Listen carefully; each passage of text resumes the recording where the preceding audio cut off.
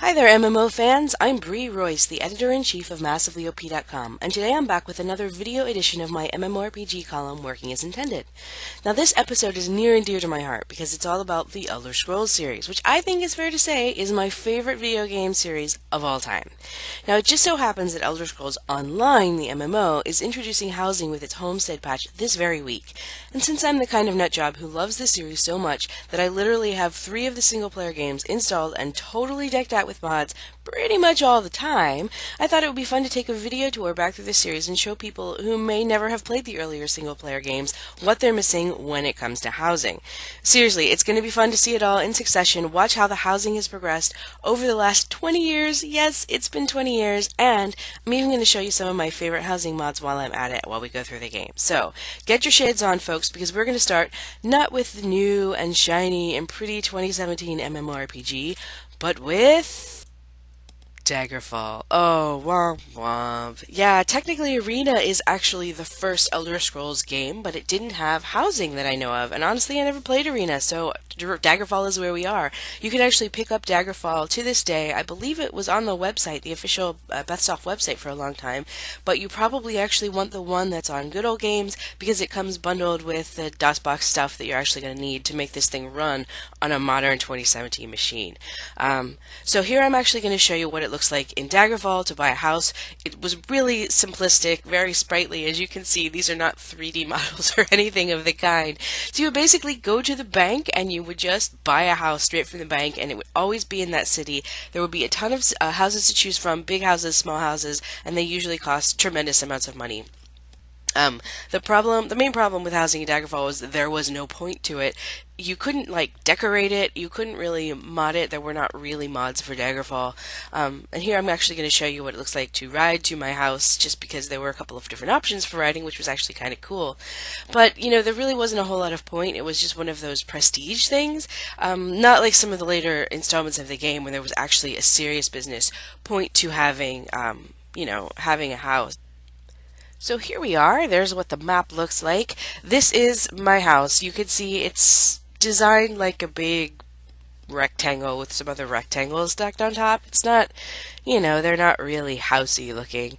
I'm going to show you the inside. You can see that, again, the texture is obviously really, really low for 1996. It was pretty bad, but most of the rooms in here also don't have things in them, so the hallways are completely blank. There isn't a whole lot of lighting. You can see this one room has, like a dining room kind of feel with a lamp, and some slightly animated stuff, but it's still really rudimentary even for 1996. Honestly, you guys will remember that Ultima Online came out in 1987, so that's where we are in the historical timeline here. They always give us a map in the inside, and there's bedrooms and stuff.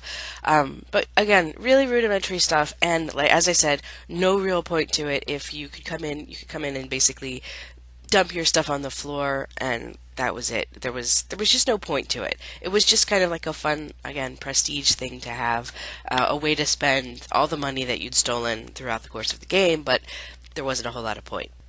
But I do want to show you one more thing before we move on from Daggerfall to the next game, and that is boats! I'm on a boat!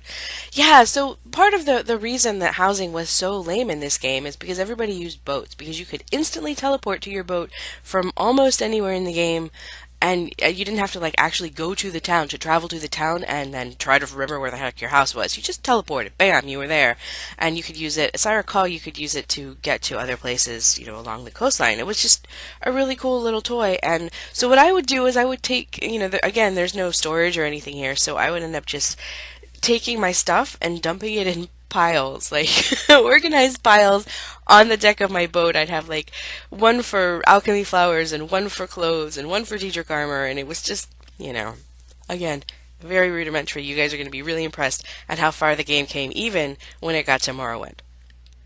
So let's do that. Let's jump into the Elder Scrolls 3 Morrowind. Now this Morrowind is getting a lot of attention right now because Elder Scrolls Online is coming out with a Morrowind pseudo-expansion in June. So I'm really excited to see this one getting some love. It's probably my favorite in the series. Do note that my video of Morrowind is not going to look like your Morrowind right out of the box. Mine is very heavily modded, really heavily modded. But I did want to talk about the housing. That's why we're here after all. So, housing. It's really simple in Morrowind. You kill a guy, you take his house. It's really that simple. That if you want, your basic house, that's what you do. That's not that exciting. So what you actually want to do is progress through the main quest line. So what I'm going to show you here is what happens if you progress through the Hlelu Stronghold quest line. So along the main quest line, you end up joining one of the three great houses. You end up taking it over. I know, spoilers from a game from 2002. What do you want from me? And in the process of that, you build a stronghold. You start with a small, tiny little house in the middle of nowhere, and through various quests, you expand it to multiple towers, multiple chunks, and a big old wall around your house too. And they're all different. Each of the three is totally different depending on which house you go, which house you go with. I usually go with the Hlelus. They are my favorite. They are for the rogues and the bards and that kind of thing. But the Telvanni always have a giant treehouse where you build up the treehouse, and of course the Reterans have their turtle shells. So I want to show you the interior briefly too. Now, while my game is modded, I haven't actually modded this particular building, so the tapestries will look different, but it's still like the same model and everything. So honestly, I think it's held up pretty well, especially modded. But you can see, while it's a big step up over Daggerfall, it's still, it's still pretty old. The characters, even modded, still look pretty old. I guess that's what it boils down to, and the meshes and the decorations. But you know what? There's a purpose to this house. It's part of the quest line. It has storage. It has NPCs that you can interact with, and you can boss around, and you can mod it. And really, the housing in this game is so much better than Daggerfall. It's not even funny. But of course, it doesn't stop with the defaults.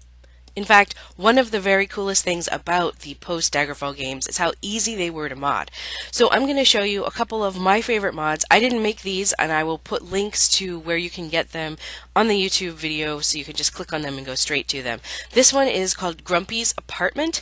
Grumpy is no longer with us, unfortunately, so that's one of the reasons I keep his mod in my game in his memory.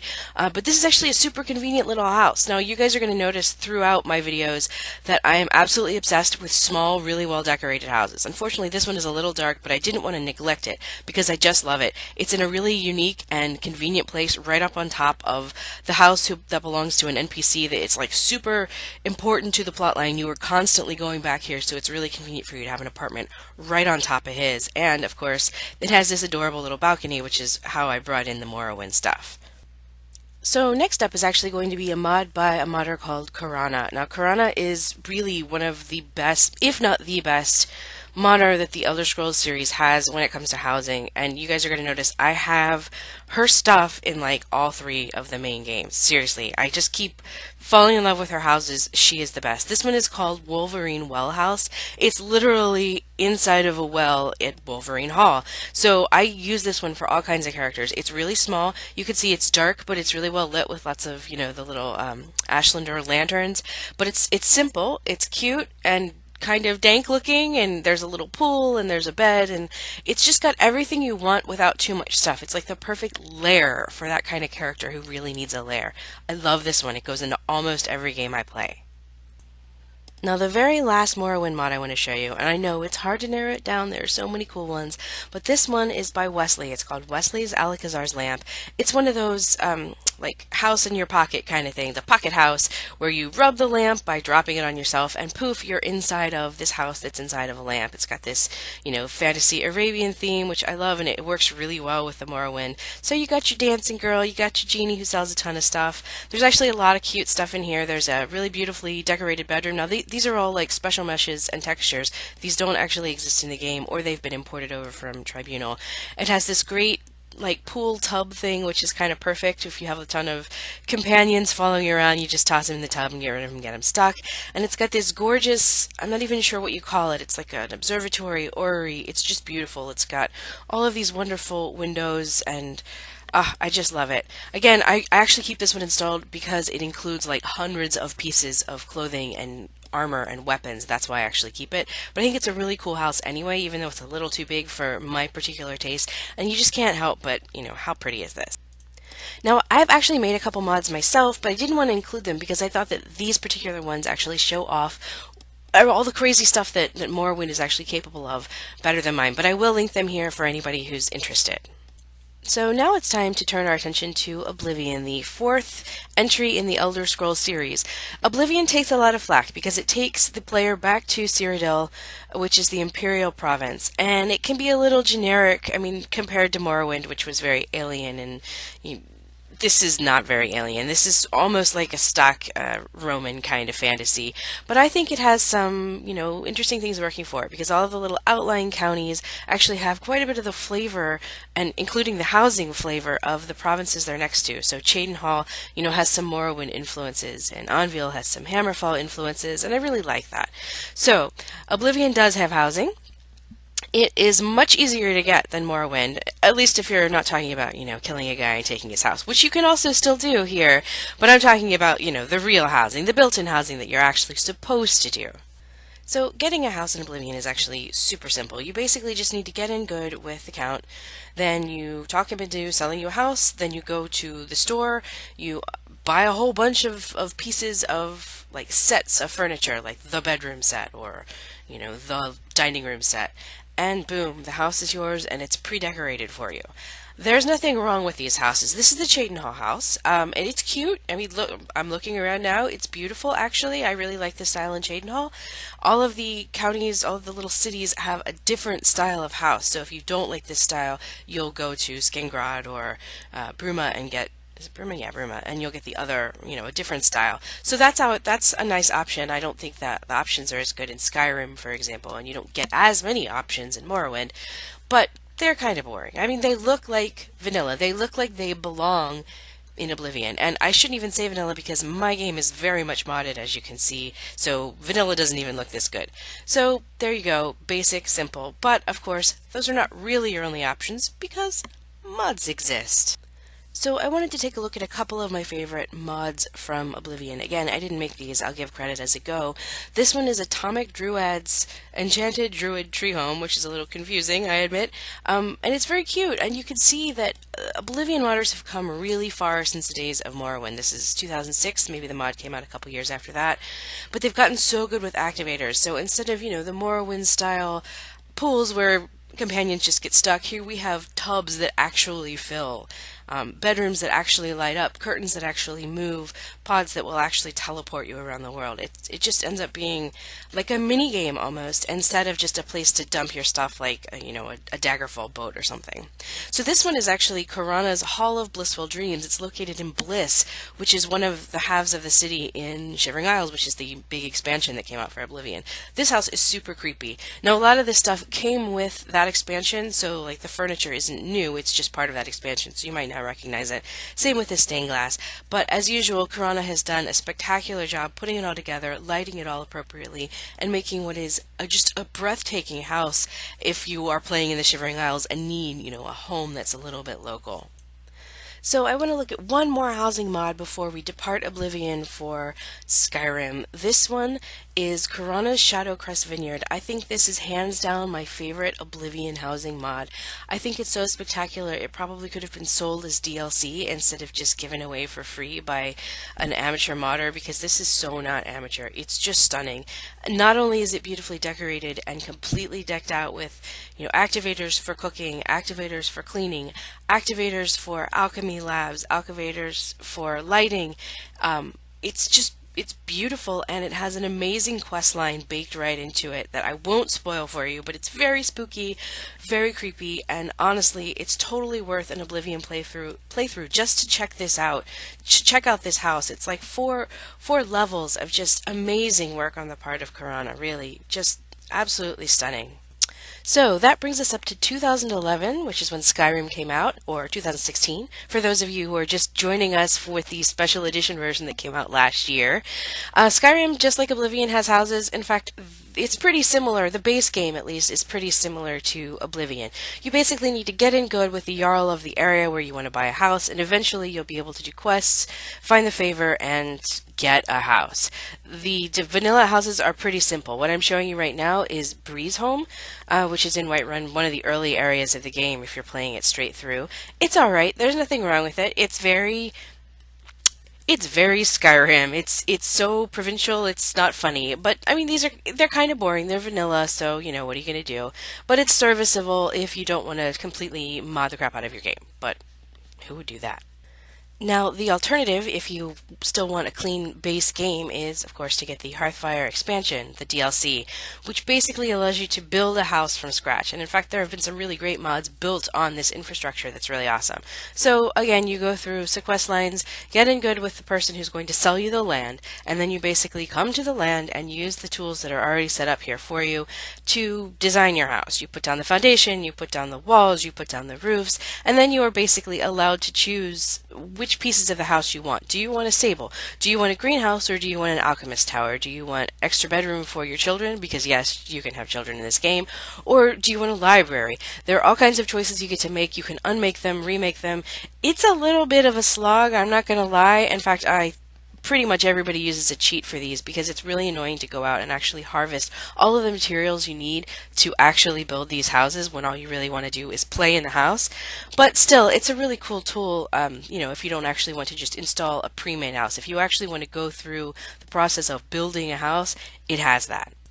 But of course, for the rest of us, there are mods. So I want to show off several of my favorite Skyrim housing mods, although I'm starting off with one that's more properly termed a settlement rather than a house, because there's way more to it. It's not just a house. There's a whole little town here. It's called Fleetford by a modder called Tetradite. It does have a little house in it, and I do use it sometimes. It's really cute. I'm showing it off right now. It has lots of storage, lots of, you know, decorations and stuff. But to me, the draw is the town. I always feel like I'm coming back to a real place instead of just a house in the middle of nowhere.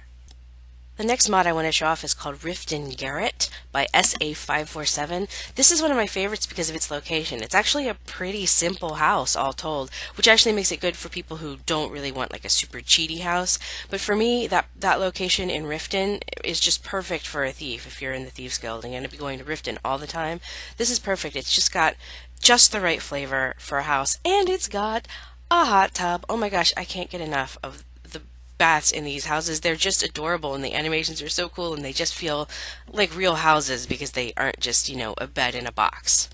The next one we're looking at is called the Rookery by Eleonora. I'm not sure whether this is based on The Witcher. It might be, or one of the another RPG, I'm not sure. But honestly, this doesn't really even look that much like the Elder Scrolls because it's so overly detailed in a way that the Elder Scrolls isn't. It's got the tub, it's got this amazing bed that's just the style doesn't quite match, but it's just so awesome I have to have it. Again, this is another one of those bard slash thief houses. I think this one is I want to say this one is in Solitude, and it's just stunning. I mean, look at this, look at the decoration. I mean, to the point where it's like practically lagging my camera. It's so detailed, and there's so much stuff in it, and of course it's got the gorgeous patio. I mean, come on, yeah, that's definitely Solitude. It's just beautiful. So for the very last mod that I want to show you at all in the whole video, this is Aukmat's Leaf Rest. This house is spectacular. It is literally the pinnacle of what you can do with Skyrim modding. I am showing you a whole bunch of rooms because there's a whole bunch of rooms, and most of this is all in one single cell, so you don't have a whole lot of loading within the house, but it's just stunning. And not only does it have just activator after activator for the lights and whatnot, but you can also use various tools throughout. Oh, look, another hot tub. You can use tools to change what each room does, so you can change the smithy into being like a room for your children, or you can change the study into something else. It's just spectacular. And here's the outside of it. I just wanted to show this off briefly too because it's just beautiful. I believe this is in Riverwood, I believe. And it's just beautiful. And yes, there's another hot tub. There's a lot of hot tubs in this game. What do you want from me? So I want to cap off this video with The Elder Scrolls Online itself. The Homestead housing patch is due on February 6th, so it should be the week that this video is coming out. It's going to be huge, guys, and this is not a paid DLC, although you might be shelling out a lot of money to actually play in it. It's not a DLC like some of the other content that's come to the game. So here's what you're getting. You're getting 39 different houses spread out all over the world. They come in different racial themes, and there are different sizes, obviously, that cost different amounts of money. They hold different numbers of people, and they hold different numbers of items. So keep that in mind. The more money you put into it, cash shop and gold, then the more you're going to get out of it. But still, if you're really just doing it for the fun, who cares? ZeniMax is also adding a crafting skill for actually making the furniture. Now, you don't need to be a crafter. You can always just buy the furniture. And from what I understand, it's really easy to actually decorate. It's in two systems. Either you can go to the Crown Shop and buy pre-made packages, which is going to sound familiar from the Oblivion and the Skyrim stuff, right? I mean, you could buy pre-made room packages from the different vendors and actually just set your house up with just money. Just do it. Have it be done for you. Or you can manually decorate to your heart's content. And it's supposed to be really good.